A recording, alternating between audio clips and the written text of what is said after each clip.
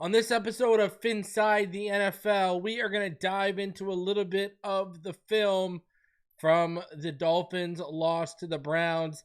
It was ugly, but there's a few plays I do want to talk about with you. Plus, we got to have the conversation. I'm going to present to you some thoughts, some evidence. Could Mike McDaniel be doing what Brian Flores never wanted to do, and that is tank the right way? We got a lot to talk about. Smash that like button. Subscribe if you are new. And as always, let's get into this. Under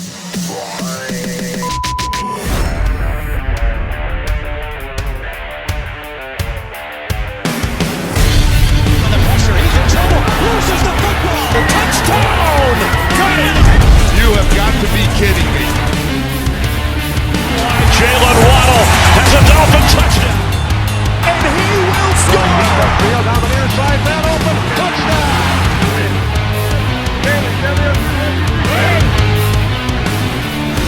The run from Tua Tagovailoa. Touchdown! He's going deep. It's not over the touchdown again.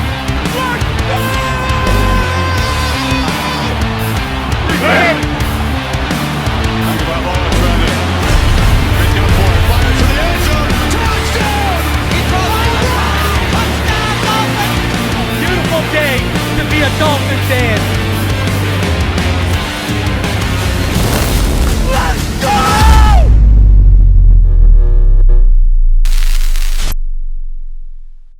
What is good, Finn Nation? What's good? It's your boy Reason. We're back here for another one. Appreciate each and every one of you coming through. Do me the favor as you do. Please smash that like button. If you're new, go ahead and subscribe. I appreciate each and everyone taking the time out of your day to come and watch me and spend a little time breaking down the mess in Miami, let's call it right now, because that's exactly what it is. But we're coming off of Monday Night Football. Monday night was quite the eventful night. I mean, let's talk about football first and foremost, obviously. You had Baker Mayfield and the Bucks losing 24-9 decisively to the Lions, but obviously the big discussion coming out of that game right now is the injury status and really the health status of Mike Evans, right? So he's probably going to miss the remainder of the season with a broken clavicle. So that is the big talking point. And then, man, the Seahawks and the Texans, the Seahawks get it done, but man, Jaxon, Smith-Njigba, I mean, you see what Emeka Egbuka has done with Ohio State. You see what Jaxon Smith-Njigba is doing. You go look right now at Carnell Tate, who's coming out probably this year from Ohio State and the season he's having with Ohio State. Then you got Jeremiah Smith coming out next year. My God, Ohio State right now. It used to be LSU, but Ohio State right now might be wide receiver U with the products they're putting out there. Crazy stuff right now. But Jaxon Smith-Njigba, you look at what he's been doing the last couple games. I mean, my Lord, 123 yards against the Texans on Monday Night Football. Week before that against the Jags, 162 yards. And the week before that, 132 yards. Jaxon Smith-Njigba is rising meteorically right now, and it's crazy. So, shout out to Jaxon Smith-Njigba and living off that Darnold life, right? Living off that Darnold life. But, man, good stuff from the Seattle Seahawks. 5-2 Seattle, kind of crazy. So, and obviously Monday night in dramatic fashion, my Blue Jays, George Springer, probably displaced Roberto Alomar, and Alomar's hit in the home run in the 92 ALCS off Dennis Eckersley against the Athletics. That was probably the second biggest hit, not just home run, but hit in Blue Jays history, behind obviously Joe Carter, Game 6, 93 World Series walk-off home run off Wild Thing Mitch Williams, in the 93 World Series. That's obviously going to be the biggest hit, but George Springer's 3-run home run to propel the Blue Jays over the Mariners late in that game last night man, that was a moment. I'll tell you, you know, as a kid who some of my best childhood memories was watching the Toronto Blue Jays win back-to-back World Series in my grandfather's den. Man, it's surreal that they're going back to the World Series. So beautiful, beautiful stuff, man. Really, it really is. So gotta love it. Gotta love it. Also, I do want to take the time and shout out the sponsor of today's video. That, of course, as always, is Sleeper. Do you think you know football? Then try to turn your football knowledge into real money with the Sleeper app, the ultimate fantasy sports app that can turn game day into payday. Just download the Sleeper app and pick more or less on your favorite players. With more stats than any other daily fantasy app, just choose 2 or more of your favorite players from pregame or live. Pick more or less from the predicted stats, and you could win up to 1,000 times your money if your picks go ahead and win. I mean, that's how you make some money. Use promo code Phinside, and you'll get up to $100 match on your first deposit. Terms and conditions do apply. See Sleeper's terms of use for details. Currently operational in over 25 states. Check out Sleeper today, and listen, you can see right there, right beside me, hey, $20 free entry. You don't even need to make a deposit. Just use my promo code, sign up, and you'll get a free $20 to go and make some money off football with. So shout out to Sleeper. Shout out to all of you. Go check them out, all right?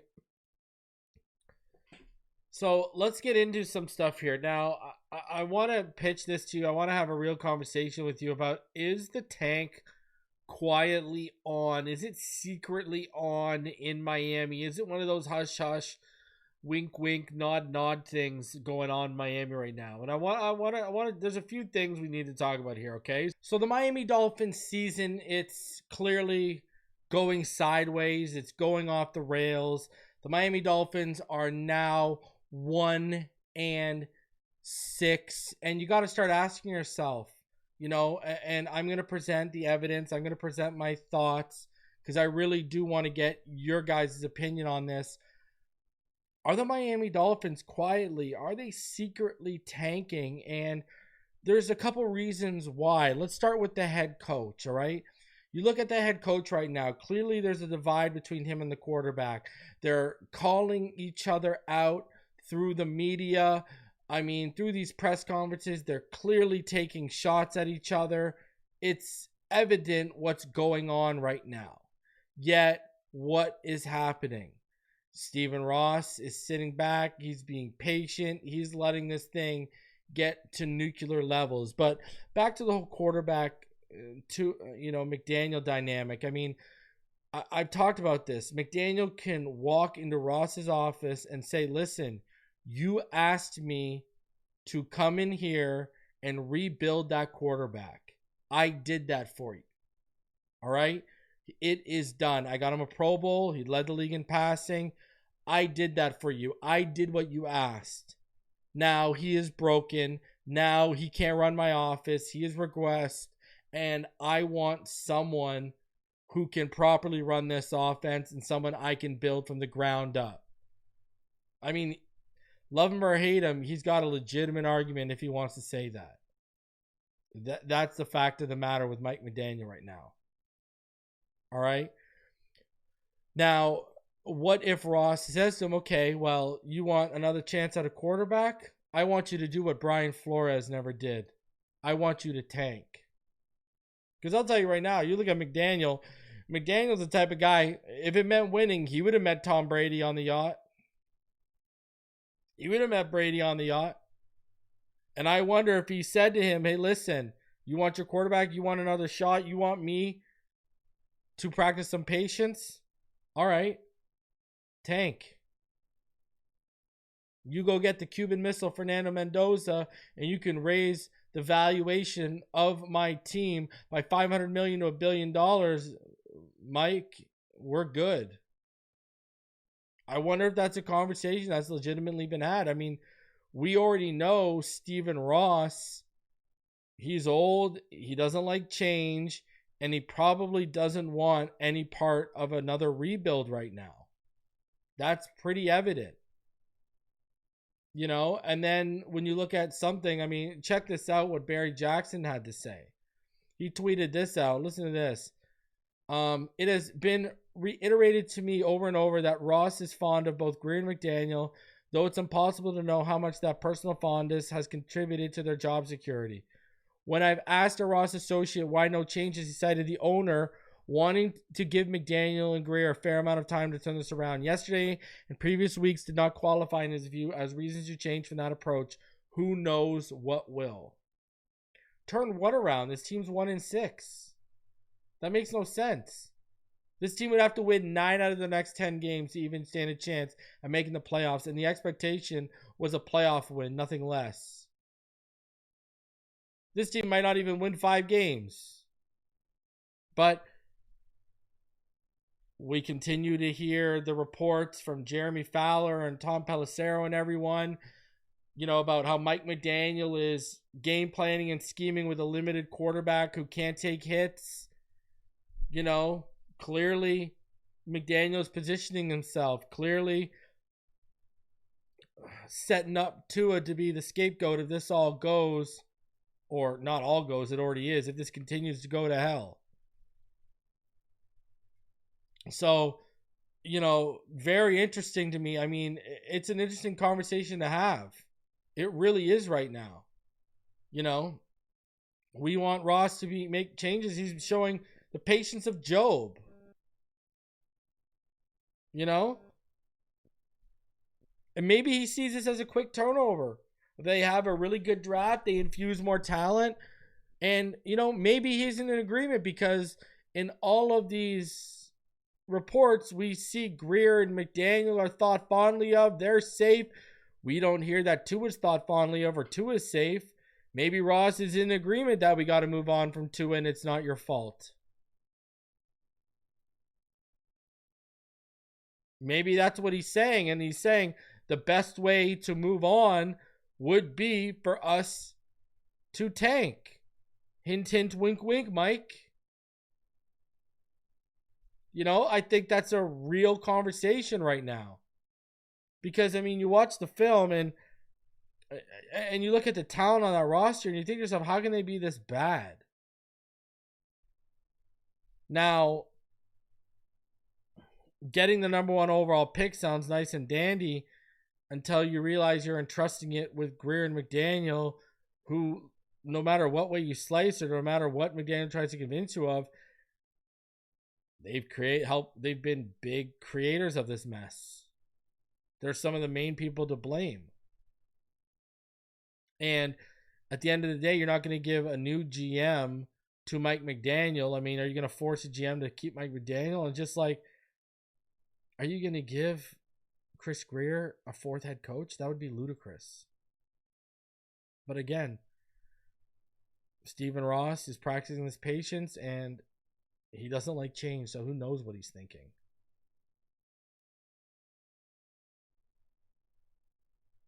For real.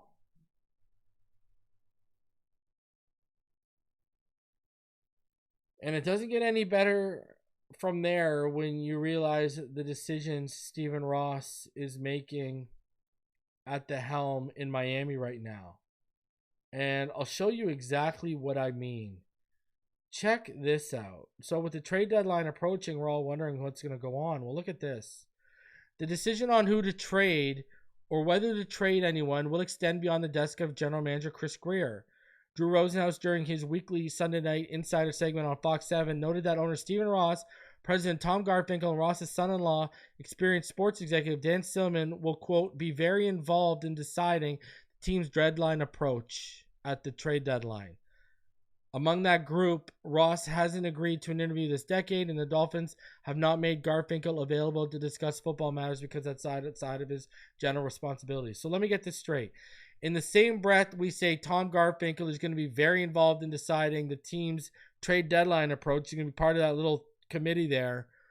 But then we go on to say that he doesn't discuss football matters because that's outside his general responsibilities. Tom Garfinkel, the guy who's for F1 and tennis, he's not a football mind. Why is this guy helping decide what to do at the trade deadline? Dan Sillman, Stephen Ross's son-in-law. Yes, Stephen Ross set up his daughter with a Michigan alum.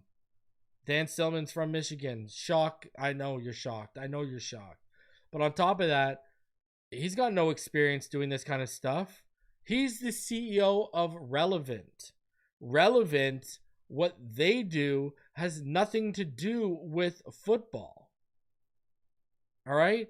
I mean, they're a live soccer events and media company known for marketing the media rights for the UEFA men's club competitions. So, I mean, one guy markets media rights for soccer, and the other guy does, puts on events, and these guys are making football decisions. And you wonder why Bill Parcells said Stephen Ross doesn't know how to put the right people in charge. This is your idea for the trade deadline? This is brutal. None of these guys, and I know his name was involved, but Brandon Shore should be having more say than these guys. At least he, knows how to deal with the contracts and the money.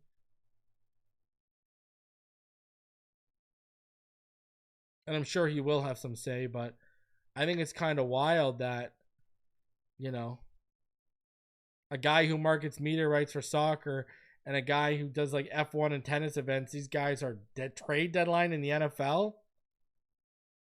You might as well start taking applications from content creators at this point if these guys are helping you make these decisions, Steven. I don't get it. I don't get it. I don't, again, the problems and the dysfunction with this organization starts all the way at the top, and we are now just living the effects of the trickle down. So if these are the standards at the top, what are the standards on the field set at? Let's be real here. So the film was ugly, but let's go ahead and get into it because we do got a lot to talk about regarding the film.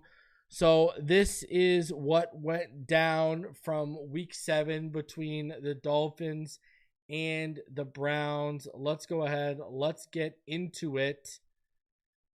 And let's start off here, of course. Right now, this is the Dolphins' first drive of the game after a Browns punt. 2nd and 10 at the Miami 32. 2 in the gun. Gordon to his right. 2 players split wide in the backfield to each side, which are Waddle and Achane. 1-by-1 receiver set. 21 personnel for Miami. Cover 1 for the Browns. It's going to be a quick screen pass right to the top of the left side there that Achane's going to go ahead and bobble. And because Tua, watch this, he's going to throw it laterally behind him. The ball is going to be live, and that ball is going to be a fumble, and Achane falls onto it. But this is how they're starting off, people. All right. This is the Dolphins. This is how you start the game off on your most scripted drive of the game. These are the results, and this is the execution we're seeing on the most scripted drive of the game. And this was an early precursor to about what was to come and how the game would go, really. So, I mean, McDaniel would call a screen on the next play to Malik Washington, and that would result in a 1-yard loss because Browns defensive end Alex Wright would read it the whole way. So this drive right here, it would result in nothing more than a punt. So now it's 3-0 after a Browns field goal ended the first quarter. Dolphins ball to start the second quarter. 1st and 10, 2 in their center. Offset I formation to the left. 1-by-2 receiver set. 22 personnel for the Dolphins. Motion reveals cover 3 here. And watch this. Achane, he's going to take the handoff. And watch this. He's going to delay for a moment. And he's going to hit the rush lane right there. Jonas Avayanaya, Aaron Brewer, and Patrick Paul creating the rush lane. Julian Hill, he looks like he's finishing his block off now, but he's actually going to end up losing that block. And watch this right there. Achane's going to have to shed that block, gets up the left side of the field for 46 yards to start this drive. But you kind of felt like, man, missed opportunity not finishing that off. Again, watch the left side and Aaron Brewer here. Just a great job by all of the guys involved. Motion reveals the coverage. Julian Hill chips and gets out. And I mean, look at this is why they're going to continue to give Jonah shots, because you get these flashes in the run game, even though he can be horrible in pass pro. And they're going to hope that he can get through the pass pro growing pains. But here you go. Did he get away with a hold there? Maybe. Achane gets through, sheds the block, and he's up that left side. That is beautiful stuff right there. Again, 46-yard gain. But you did kind of feel like, man, they missed the opportunity here. They needed to finish this off. They didn't finish it off. And the Miami Dolphins, they would end up not getting 6, but having to settle for a field goal to tie it up 3-3. And you immediately felt like this was a missed opportunity by the offense. We need Achane to finish off that run. But it wasn't meant to be. And again, Dolphins had to settle for a field goal. Next Browns drive after the Dolphins tied it at 3 apiece. 3rd and 6. Gabriel in the gun. Judkins is to his right. 2x2 receiver set. 11 personnel for the Browns. Dolphins, they're in cover 1. Watch Gabriel. He's going to take a snap, drop back. He's going to read Fannin in the slot at the top the whole way. He's gonna, just eyes locked in on him. So Fannin, he's going to fight through Minka's jam and tight coverage off the line right there, which forces him inside. He breaks towards the sideline in his out route, and look at that.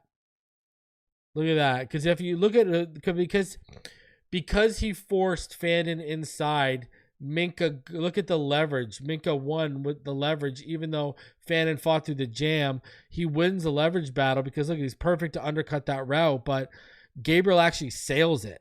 And Ashton Davis is going to be there for the interception like you saw, but like that's a win, man. That's a ticky-tacky penalty on Minkah Fitzpatrick because Minka's called for a defensive pass interference on this, and it overturns the interception. Bails the Browns out, rewards them with a big first down. Like, man, that's a ticky-tacky call. That's an interception, man. All right, so this is the next play after the Ashton Davis interception is called back. It's 1st and 10 at the Miami 46. Gabriel's under center, I formation. One receiver split to the right. Heavy 22 personnel set for the Browns. Cover 1 for the Dolphins, all right?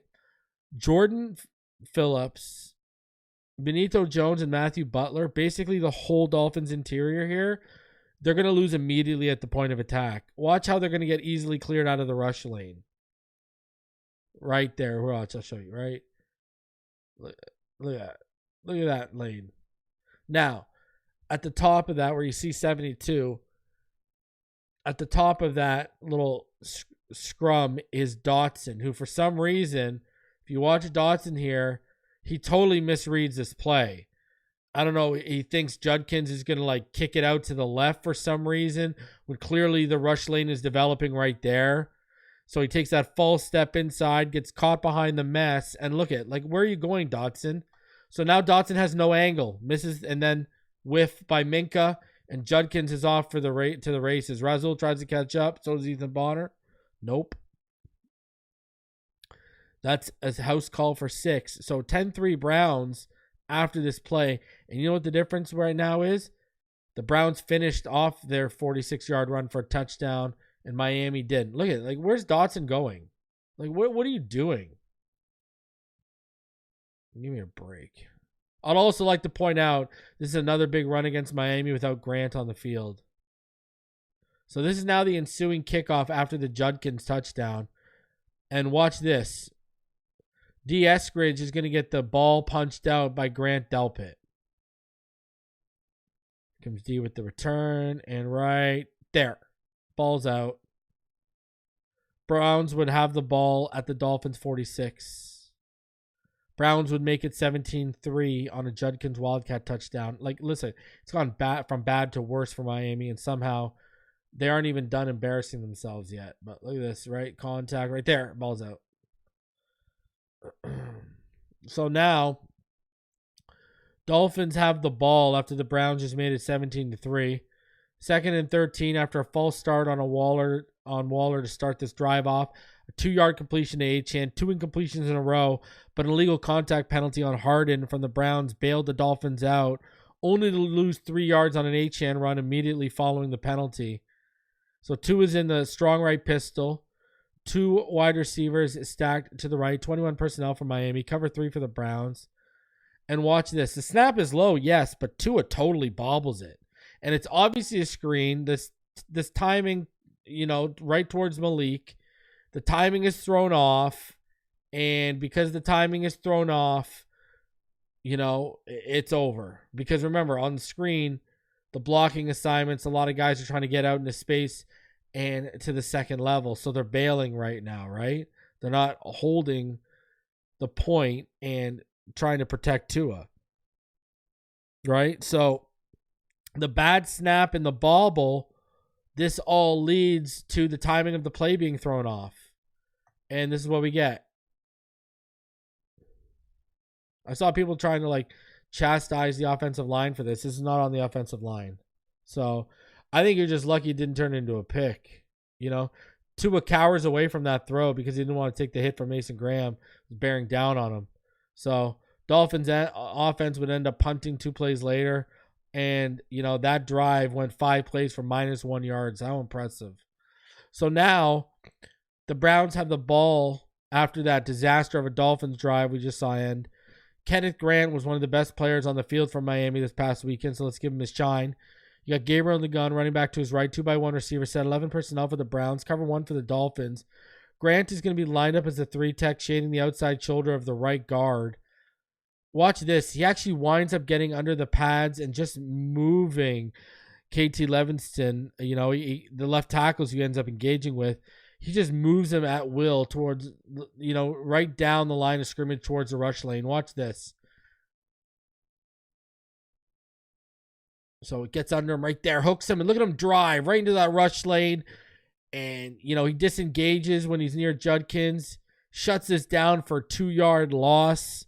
I mean, this is just a great display of power and leverage here by the first rounder. Watch this.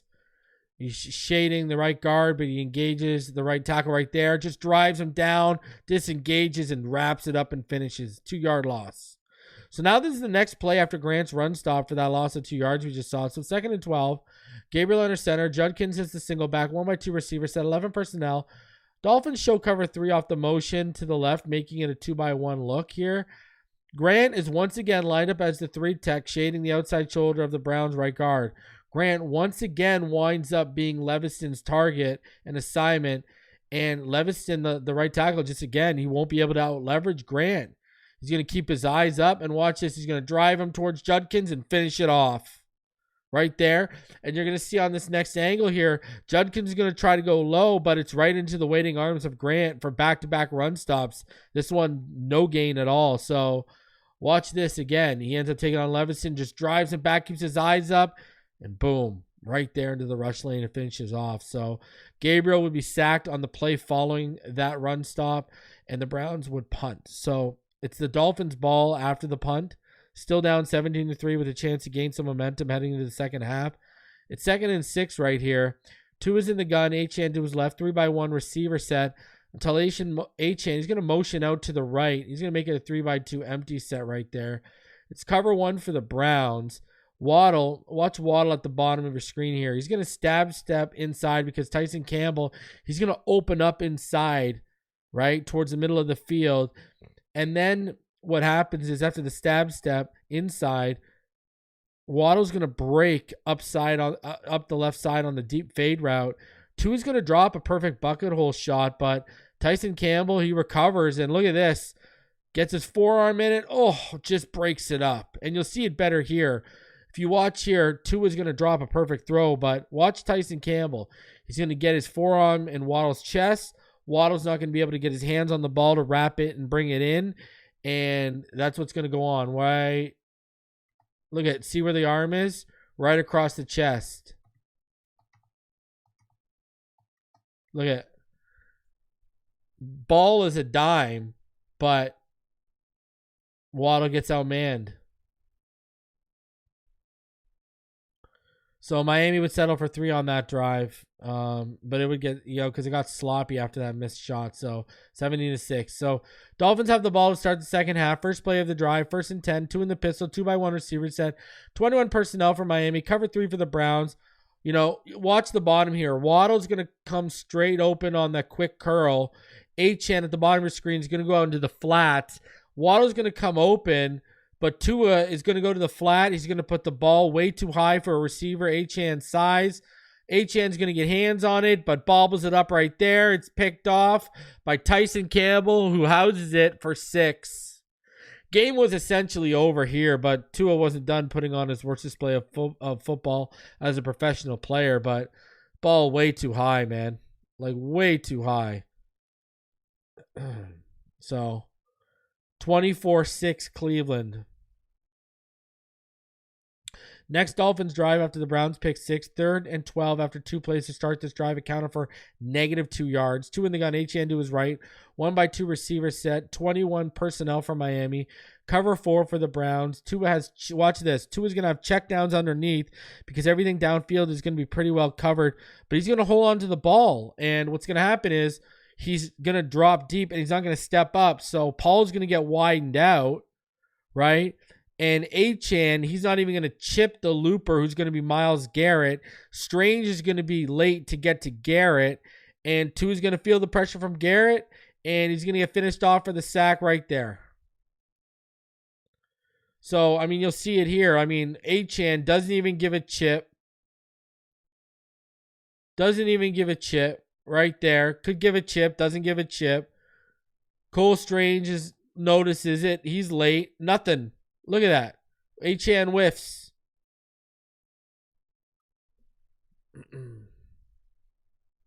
Seven-yard loss. Dolphins had to punt. Dolphins had the ball back with just under 10.5 minutes left in the third after the Browns had a punt. Still down 24-6. Probably Tua's biggest play of the day. It's 2nd and 7. 2 in the gun. Gordon to his right. 2 by 1 receiver set. 11 personnel for Miami here. Cover 3 for the Browns. And watch Schlesinger here. In the middle of the field at the 40-yard line. Middle of the field. You know, he's just going to get caught reading to his eyes and not widening out towards Connor on the wheel route, who is wide open thanks to Nick Westbrook-Akine. He's going to take the deep defender with him right there. So that opens him out. Schlesinger realizes he's late because he's now following to his eyes. Tua steps up, makes a throw. Boom. 28-yard pickup. This would probably be the last good thing Tua does this game. Miami would turn the ball over on downs 4 plays after this. So, again, Tua feels the pressure, makes a play around the mess, but it's not much. It's probably his best play of the game, and it's not the best throw of the game. That would be from Quinn Ewers later on. So, good find, but oof. This film was really ugly, man. I just don't know what to say. It was bad everywhere. Miami's ball again after another Browns punch. It's under 12.5 minutes left in the fourth. 3rd and 12, 2 in the gun, 3 by 2 set, empty backfield, pressed up against the back of the end zone. Cover 4 for the Browns. Protection is all sliding to the left while Borum is out there on an island one-on-one. Again, no one picks up Delpit. Watch Delpit, number 9 right there on the second level. You know, watch this. He's going to come free through the B gap, untouched on the safety blitz. Look at this. Watch this right there. There it is. He's through. Tua backs up off his back foot, just throws up a prayer. Horrible throw and decision that results in interception. I mean, he's throwing towards Julian Hill, who's just got a ton of coverage around him. Like, this is just a horrible throw. This is just a horrible decision by Tua. I mean, you know, Tua's falling away from the throw. It's off his back foot. I mean, look at the bottom of the screen, man. You got an out route. Throw it out of bounds, brother. Instead, you give the Browns the ball at the Miami 2. But, I mean, just a horrible decision. Look at you know your routes. You got an out route there. Throw it out of bounds. Like, you can't throw up middle of prayers off your back foot over the middle of the field. You just can't. And no one, all the protection is slid to the left, and no one picks up the blitz. There you go. Brutal. Browns, you know, got that ball at the Miami 2. And they punched it in on the play after that interception with another Judkins Wildcat TD. Made it 31-6. So Dolphins have the ball back after the Browns made it 31-6. Time for the final straw on the play that made McDaniel bench Tua. Tua's in the gun. Gordon to his left. 1 by 1 receiver set. 21 personnel for Miami. Cover 3 for the Browns. And watch this. Tua, he's going to try to target Tanner Connor, who's got his hand in the dirt right now, on the seam route. And watch the safety, right? He's going to easily undercut the throw for Tua's third interception of the day. And Tua has plenty of time here, too. Look at, and he's got routes opening up underneath. He's got routes coming up open underneath, but he forces it, and there's not a lot of velocity. It's intercepted easily. Not much juice on that. Tua would be benched for Quinn Ewers after this play. Not good. Not good at all. People who are discussing a regression with Tua, 110%. This isn't even the same guy that returned from the concussion last year and put up over 1,600 yards in those first 6 games. This is bad. So after a rough start on Ewers' first drive, this is his second drive at quarterback. He winds up making the best throw of the day by a Dolphins quarterback. It's 1st and 10 at the Miami 20 after Ewers just converted a 4th and 4 on a 5-yard slant to D. Eskridge. Ewers in the gun, Gordon to his left, 1-by-3 receiver set, 11 personnel for the Dolphins, cover 3 for the Browns, and watch this. Shelby Harris is going to steamroll Jonah Savaiinaea with a bull rush that's going to put Jonah on his ass. Ewers is going to take a hit from Harris. He's going to launch a dime to Eskridge right there on the go route up the left sideline. Eskridge makes a catch. What a great job of tracking the ball and hauling it in through the tight coverage. 40-yard gain.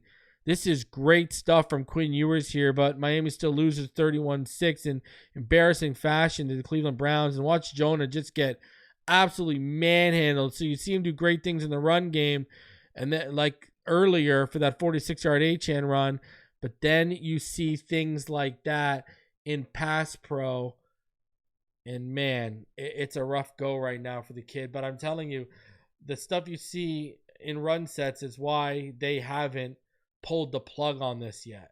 I'm telling you, that's why right now. Man, but tough stuff. I mean, that film was some of the worst film I've watched.